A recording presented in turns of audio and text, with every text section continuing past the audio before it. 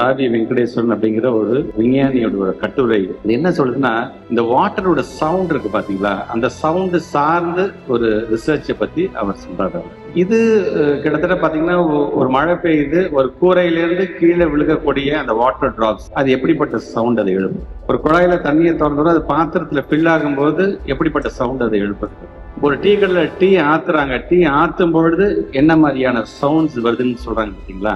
இந்த சவுண்டை பத்தி அவர் சொல்லும்போது, amplify of the water boring sound அப்படிங்கிற ஒரு தலைப்புல நேஷனல் யூனிவர்சிட்டி ஆஃப் சியோல்ல சில ஆராய்ச்சியாளர்கள் சில விஷயத்தை கண்டுபிடிக்கிறாங்க. அவங்க என்ன சொல்றாங்கன்னா, இந்த ஆம்பிளிஃபைட் சவுண்ட் இதன் மூலமாக வாட்டர் ஒவ்வொரு இடத்தையும் விழுகும்போது இந்த சவுண்ட் மூலமாக நம்முடைய ரத்தத்தில் இருக்கக்கூடிய ஆக்சிஜனுடைய அளவை நம்மால் கண்டுபிடிக்க முடியும் அப்படிங்கிற ஒரு ரிசர்ச்சஸ் அவங்க பண்றாங்க.